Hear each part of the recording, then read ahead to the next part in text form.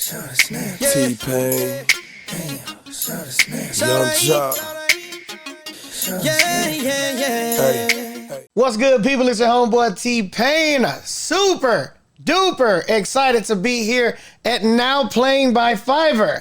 I'm super duper excited to get started with this AMA for all my people, all my talented musicians out there on Fiverr, ready to get it started. Now, I know how talented people are out there on Fiverr, and it's a dope community. You know what I'm saying? And at this point, this whole event is just made to give out some dope knowledge to these people about the industry. You know, I've been here for a little bit. I know what I'm doing. You know what I'm saying? Trying to make these dreams a reality. So, you know, I am T-Pain. I am me. I've been in the industry for a little while, so I kind of know what I'm talking about. So I hope that these answers are insightful, fulfilling, and they just do you some good in the long run or in the short run. I like the short run. I'm a little heavy, so I don't like running a lot. But here we go. Sophie Sobral, I hope I'm pronouncing that right, wants to know about your creative process. Are you the most creative when working solo or on a collaboration? Oh, I am. Oof, good question, because I am terrible with pressure. I don't like being in a room full of people. I usually have to be either alone or with Pan. I don't like being in sessions. I hate it. It's the worst, especially because nobody has the same interests as me. Because, you know, everybody want to watch football and shit while we're in the studio. I want to watch cartoons. Everybody want to smoke. I don't smoke. Yeah, you're right. You know, I kind of want to quiet. I want to play jazz when we're not doing anything and everybody want to turn up like we're in a club or something. It's always the opposite of yeah, it's the opposite every time. People just have this preconceived notion of what a studio is supposed to be like, and then they walk in my shit. I've literally had people like, Payne, I know you don't like this shit. Why are you playing this? Go ahead and play the shit that you want to play. I don't mind. I'm like, this is what I want to play. And it was just jazz. It was just regular jazz. And they were like, no, I know you don't want to play this shit. I'm like, this is amazing to me. I don't know what you're talking about. So, yeah. So I like being by myself and being able to be with my own thoughts. And, you know, if it's time to record, I record myself. I don't have to, you know, I don't even like having engineers. Because it's like, if I got an idea that I'm trying to work out super fast and I can record myself. Boom. I fuck up, stop, record. Boom. Fuck up, stop. Bam, bam, bam, bam. I can keep going. I don't know what it is with engineers, but they just like to stop. They want to name the take and fucking try to scrub it a little bit to make it sound like it was good. No, I don't even want that. I don't even want that take. Don't worry about that. Delete that. They like just sitting there coloring it, making the track a certain color and shit. Like, come on, man. I'm trying to work this idea. You can just flow how you want to when you're by yourself. Right. I can do anything I want to when I'm by myself, and I can make myself comfortable instead of trying to fit into the room. Don't you hate that shit when they try to color the track? That's what are you doing? Dev Anand. What's the story behind T-Pain, or how were you discovered? I was a pretty outgoing person when I was young. A lot of people knew me in Tallahassee just from being everywhere and just being the loudest person all over the place. I was in a group, you know what I'm saying? The group made waves in a big way, and yeah, we were the Nappy Heads. That's where Nappy Boy Entertainment came from, because people would call us Nappy Boys because they couldn't remember our fucking group name. It's very simple. Nappy Heads. We all had dreads. That's not something you can't forget that. But yeah, the way I just got discovered, I was just always around. I was just always at the club. I was in clubs underage. I was going to a grown folks club. If you don't know what a grown folks club is, it's 35 and up. I was in those clubs when I was 14. And I was always like just in the DJ booth, fucking with the DJ. All the DJs knew me. Because I would just, it wasn't, they didn't know me for like music. They knew me because I would always go and fuck with the DJ, just like pranking them and shit. So when the music came around, they're like, oh shit, okay. Yeah, so we basically just kind of branched out from that. The group started going solo. Everybody started doing their solo projects, and I did mine. Mine got noticed. And here we are on Twitch. Brian Hernandez is asking, how have you dealt with criticism, negative feedback in your career? Oh my God, I used to be the worst at that. Yeah. I did not like. I used to fucking pull up on people. If I saw a bad article about me in a magazine, I would pull up to the building where the magazine is. I witnessed it. I used to be like, yo, me and fucking Charlemagne the God almost got into a fight. Cause he made me sing on the radio without me. I didn't know what the fuck I was supposed to be doing, and he made me hit a button. He had like one of my sound effect buttons. He had sound effects pads, and he was like, "Yo, come over here, hit this button real quick." And I can't remember what it said, but it like basically did a sound effect to where it was like, "You're ass, you're terrible." But like when I heard the interview back, because I couldn't hear what button I pushed. And when I fucking heard the interview back, I fucking called Charlemagne. I was like, bro, what the fuck is your problem? He was like, oh man, you just didn't perform well. I went back to the fucking radio station and waited outside for Charlemagne. He never came out, but yeah. But now, I know my own truth. I know what I am. I know who I am. I know who I'm trying to be. That shit doesn't bother me at all now. I really, I had to start asking myself, like, does this person know you at all? Like, this person don't know shit about you. And everybody's entitled to their opinion. So, whatever. The positive part of that is that you started working even harder on your voice. Oh, yeah. Then that event. And you stopped smoking. That single solitaire event made me work on my singing. I stopped smoking cigarettes because I was smoking cigarettes at the time. I stopped that shit, and I really started listening to how I sound on records, and I just got better and better and better and better, and now here we are with people, saying I can sing, so that's pretty cool. And I credit Charlemagne with that. Every time I see him, I say, Charlemagne is the reason I sing like I sing today. Told him. It's pretty good. Yeah. Mm-hmm. Anna McIver? Sure. Anna McIver. What was your favorite collaboration to work on? My favorite collaboration to work. Oh my God, Bruno Mars. Oh shit, that shit was so fun. Oh my God, Bruno Mars was so fun. Cause the whole band was in the room. So we recorded everything at the same time. We had the microphone sitting. We had two microphones in the room. Keyboards everywhere, the drums, everything was getting recorded at the same time. Me and Bruno was recording lead vocals on one microphone, and his fucking background singers was doing the harmonies while I was doing it. Everything was just recorded all at once. The engineer fucking hated it. Like how they used to do back in the day. It was fun though. It was really cool. Yeah, so we did that. What song did we do? What fucking song was it? Oh, Straight Up and Down. Straight Up and Down, and That's How I Like It. So I wrote on those two songs. I got a Grammy for that album. Pretty goddamn cool, actually. That's What I Like. Is that what you said? Yeah. Attica Osuelo. That's What I Like, yeah. Why is your next tour called The Road to Wisconsin? Great question. And solid fucking time to promote the tour. The tour is called The Road to Wisconsin because the last date on the tour is in Milwaukee, Wisconsin. And that's where I'm holding my first festival, Wisconsin Fest. So that's going to be a pretty big deal for me. So there you go. Follow that link right there to see how the tour is going to go.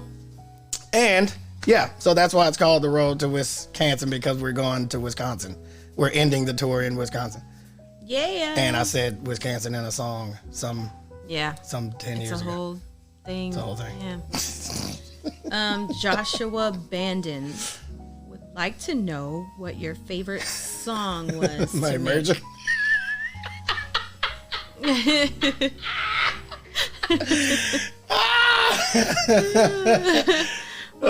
What was your favorite song to make? What was my favorite song to make? Damn. That's tough. That's tough. Damn, just ever? I don't know if you could pick. Yeah, that's tough. Maybe. Oh, no. Did you like making the song with the Congo? I know you liked your session with Bruno, Yeah. but. Yeah, the Congos. Congos were that was a pretty fun session. It's a new song though, so you probably haven't heard. It's called it's Reasons. not out yet, yeah, it's not out, but it's called Reasons to Be Awake. Reasons to Be Awake with Congos, South African band, pretty goddamn cool people. They brought in like a bunch of accordions. They had, Did you say they had spoons? they had spoons and fucking they had shoes with like bells and shit on them to record that, and they like when they stumped it would do the bells and shit like a goddamn it was just a lot going on with that. They brought in their own microphones. It was just a lot. So I just remember you having fun. yeah, it was pretty goddamn fun. Sterling Jr. would like to know, what is your favorite song to perform and why? Wow. Heavy hitters in this fucking thing. Yeah. What is my favorite song to perform? What do I like? Don't know. I really don't know. Chop and screw, because you can do that thing at the end that we were talking about last night. I don't know. I put so much effort into my show. It's just like, It's all of it's very fun. Yeah. it's super fun. I don't know, man. I just like performing. Performing is my favorite part of this whole career. What about the song where you used to fall on your back? What was that? That was Peanut Butter Jelly. I used to be like, oh no! Man, That's a hard one. I don't know. that's tough. Do you have a favorite section of your show that you like to perform? Yeah, I'm in love with a stripper. When it turns into the Travis Scott shit, Oh yeah, that's fun. yeah, that's really fun. I think that's the part I get the most hype about. That or when Buy You a Drink turns into the Big Sean song. Well, now you're gonna have a whole bunch of new ones. It's a lot. Yeah, I don't know if you guys were here last night because I wasn't for half of it. So. Oh yeah. Which takes us to the next question. All right. How do you prepare for a tour? That's from Rajesh Kumar. Good question. I kind of don't. Kind of just wing it. But me and DJ Monte, my tour DJ, and one of the best DJs in the world. We kind of collab and just come together because I was a DJ myself, and we just come together. J-Lo booty workouts, mostly. But yeah, we just come together and put the music together, and and that's pretty much it. After that, we just go out on stage. Do a little rehearsal. Yeah, my homeboy C. Gibby, Chris Gibby, he helps me out with the video content that goes behind me on my screens. And yeah, it's pretty simple. I could probably get like 2 rehearsals in to make sure I remember what song comes after what song, and we hit the road. And you're all good. I like to just chill. I don't like to put too much thought into it because I want it to come off as very natural, and I want to, and I don't want to plan for something. Like a lot of people when they do rehearsals, they're like, okay, this is the part where I'm gonna tell people to make some noise, and then you plan for that, and then they don't make noise, and you didn't plan for that to happen. So, Yeah. you know what I'm saying? So, that's how that works. Yeah. Francesca Adams wants to know, what's your proudest accomplishment? My proudest accomplishment. Bagging this one over here. Aw, That's it. thanks. My life would be in shambles if she didn't enter at the time she did. It's probably an industry plant just to make sure I'll be here at this time. That's a long ass plan. Yeah, they got to play the long game, man. The government don't fuck around. Oh, thanks, man. Yeah, definitely pan. Not that it's like an accomplishment or a thing or some shit like that, but this, it is to me. It's one of the best moments of my fucking life. I didn't know what I was getting into. I thought she wanted me for my money because I didn't have any. I was giving you all my money. Yeah, she was rich to me. I was like, this Puerto Rican girl like me? It's weird. She's not Puerto Rican, by the way.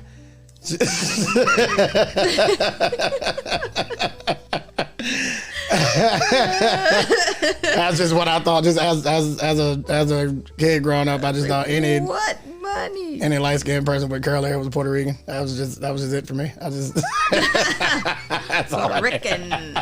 Puerto Rican. Puerto Rican. But yeah. I think that's sweet, Bill. Thanks. Thank you. I try. Isaac Washington wants to know, who or what was your biggest musical inspiration growing up?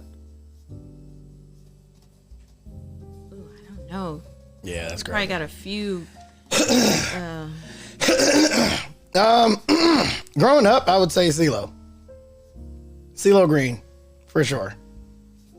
He just did. When you started really doing music. Yeah. Yeah. I had every CeeLo album. That was just my thing. Oh my God! When I first got an iPod, I just loaded it up with CeeLo. That was it. So that was pretty cool. Yeah, I think CeeLo was like my main inspiration for that, for sure. Claire Gallagher wants to know if you ever get writer's block, and if you do, how do you get unstuck? I just leave it alone. I try not to force it. I do get writer's block a lot, but it's usually because I'm like hungover or something. So I just kind of wait till that goes away, and then go and play games. Yeah, go play games. Just go do something you love. It'll come to you. Just chill. Don't try to force it.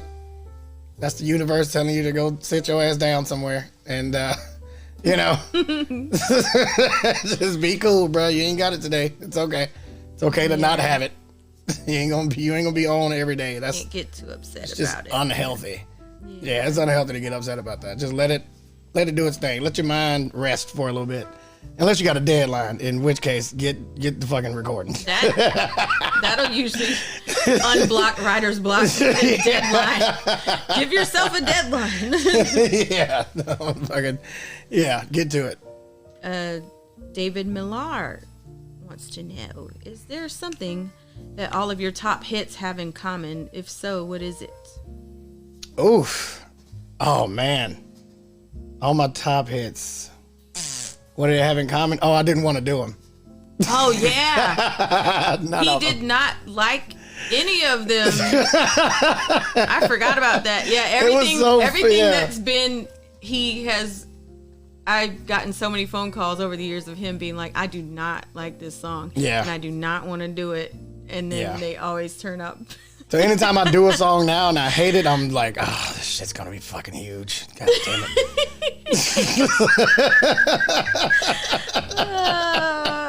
That is the common thing with your... Wow. He's like, really? Yeah. That's crazy. I never thought about that. Yeah. So it's been a lot. Especially Freeze. Oh my God. Freeze. Yeah. I remember that. I really thought there was something wrong with you. Yeah. That was Omarion song. Yeah, I wrote that song. I wrote and produced that song for Omarion. He recorded it and everything. I still got the version of it. Omarion recorded it, and at the end, they didn't want to pay for it. And then my manager was like, bro, you got to record this fucking song. I was like, dude, I don't fucking dance. I don't know. Why would I have like a dance theme song? This is weird. You were so mad. And I remember. It was like, bro, if you record it, we will buy you a car right now. I was like, what kind of car? Oh, Lily, we were saying that Freeze used to be for Omarion. He recorded it and everything, and then it ended up being Daddy's song. Yeah. And that he doesn't like, he at first didn't like any of the hits that he... Yeah, I mean, I end up liking them. Yeah. But it's just, yeah. At first you're like, Yeah.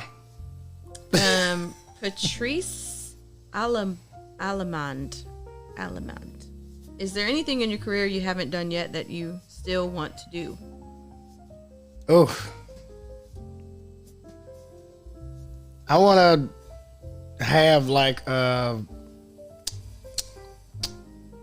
don't take this the wrong way, but it's the only thing I can think of right now. I want to make I Believe I Can Fly. I think you got it. I think so too, but it's going to stand the test of time. Y'all good? Everybody okay? Oh, it's that. That's AC came on. Oh. Yeah. Why did that sound like that? Yeah, Cass was just talking about that. Yeah, I want to do like I Believe I Can Fly, or like a We Are the World kind of shit. Like I want to do like one of them records that'll be remembered.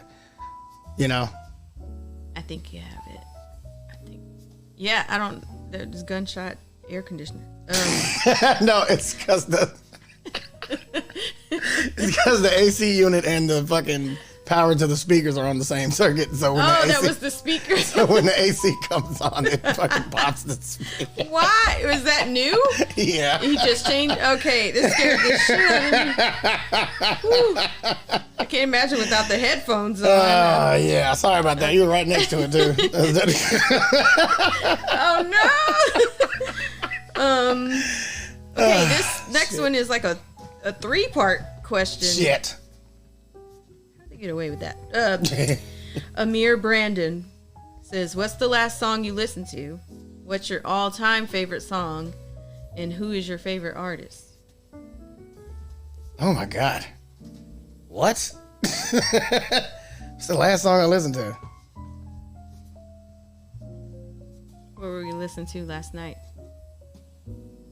Man, we heard a bunch of fucking music last night. We was putting a tour show together. It was probably a UGK song. Oh yeah, the Players Anthem. Players Anthem. UGK. What was the second part of that?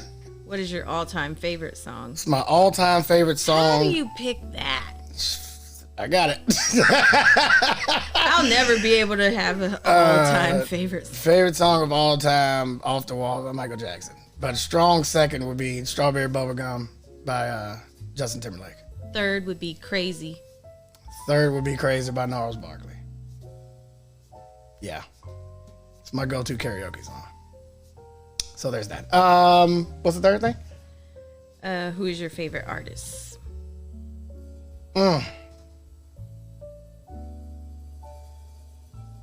Shit.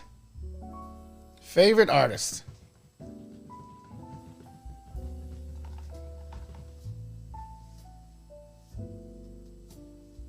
Wow. That's tough. Maybe Eminem. I think Eminem. Wait, no. Maybe though. CeeLo? If CeeLo was strong. You can't pick. That's hard to pick. CeeLo is strong. Yeah, I got like a conglomerate of artists that kind of make up who I am. Cause it's. Can't pick one. Yeah, cause it's CeeLo, Eminem, Ludacris is in there. David Banner, Busta Rhymes, Devin the Dude. Yeah. There's just like a lot mixed in with that, yeah. That's hard. It's naming myself a cop, probably, yeah. That's just to fill up a spot. What were you just watching where somebody named themselves as everything all the time? Saw it last night. Monte last night. Monte. It was Monte. Thank you, Brew. I was like, who just said themselves? Oh, Monte God. said his favorite DJ is himself. Yeah. Mohammed Irfan? Sure. What is your message for young entrepreneurs? Try to do as much on your own as you can. Try to do as much on your own as you can, because once you start putting other people into your idea, it's going to start watering down your idea. It's going to start turning into their idea. People always find a way to make some shit theirs. So try to get as far as you can on your own, and all the way up until you absolutely have to get help. That's yeah, I advise that a lot. Because when motherfuckers come in and, you know, even when they do come in, kind of let them do what they're good at, and that's it. Don't let them get into any other kind of category or any kind of other job. Just, you brought them in for a specific purpose, and you come to do that, because later on it's going to be, well, I'm the one that you do. Without me, you wouldn't do it. Nah, I was already doing that before you got here. I just needed you to do that one thing, and that was it. That's, once you let them stick to that shit, nothing else. That's it. Jabir Al-Shakir, or yeah, I think that's how you pronounce it. How do I grow within the music industry? I don't think that's like one answer. That's Yeah. There's a lot. Yeah, I mean, there's a lot of ways, and it changes every year pretty much. So it's kind of, I mean, right now it's pretty easy. You just click a couple buttons, upload your song, and try to get as many people to hear it as possible. Growing within the music industry is pretty much just same thing. You got to do the shit on your own. You know? Yeah. I mean, the quickest way to do it, which is the worst way, go sign to a label. Have somebody that believe in you, give you some money. I mean, you got to pay it back almost immediately, but you know. Yeah. You know, try to just like I said, upload your song, try to get it to as many people as possible. Yeah, just try as hard as you can, man. It's not really a definitive way Keep to going. Yeah, it's not there's no one way to get up there, you know? Yeah. Yeah. I thought this said Paula Dean, but it says Paul Dean. Paul Dean would like to know if you could start your career over, is there anything you would do differently? And that would be funny if Paula Dean was asking that. That would be amazing. Oh shit. But it's Paul Dean. If I could start my career over, is there anything I would do different? I don't think so. I don't. Nah. No, it was all. Everything was meant to happen the way it did. You know, everything turned out exactly how it was supposed to. Fucking bad management, bad contracts. See, even the bad stuff. Yeah, even the bad stuff. All that shit was meant to happen in order to lead up to here. You know, you guys are here with me now. This is, you know, people would fucking stab somebody in the neck for this kind of longevity. So I'm glad I'm still here and getting to still be who I am. This is rare. This is rare that, you know, people that's been in the game for as long as me still get paid attention to. Very fucking rare and weird. So, yeah. This is how that works. So welcome to that. I wouldn't change a thing. Yeah. Tobias Draxler wants to know, do you think social media has impacted music for better or for worse? Depends on what side of it you're on. Like if it's working out for somebody, then yeah, I mean, it's obviously better for them. You know, can you explain your answer after that? I mean, yeah, it just kind of depends on what side of the fence you're on. If you're one of the people that's using social media to make your music more popular and help your music grow, then yeah, it's fucking fantastic. But you know, if you're somebody from the old school that's stuck in their ways and they think you got to do a damn radio tour to you know, to get your music going, then you know, if you're not willing to use it, then yeah, it's probably terrible for you. And there's probably people that kind of be in the middle. Yeah, it's people that do both. Yeah. So you know, I do all of it. Anything that I can do to, you know, especially if I want a song to be successful, I'm using everything. So I don't think it's impacted anything. You know, if you don't use it, it's not gonna hurt if you do. So there's that. Thank you guys for coming through my AMA. It's been super dope being here. Like I said, I hope my answers were insightful and useful to absolutely anybody besides myself. Like I said before, I know that there are a lot of dope musicians on Fiverr. And speaking of that, I have challenged the freelancers on Fiverr to remix my song, That's Just Tips. Brand new song needs a brand new remix. Now, the winner of this contest, they get to have their song on my Spotify. And they get to come on my stream with me to discuss how they made their remix. Now, it's called Remix on Fiverr. Go check that out and make sure you get all of the glorious information that everyone would need to know how that works. Does that make sense? Yes, that makes sense. Look, That's Just Tips, T-Pain, Fiverr, remixed on Fiverr. Let's get it going. It's very simple. It's more simple than I'm making it. I'm over-explaining it now. Go check it out. You'll be fine. Thanks for coming.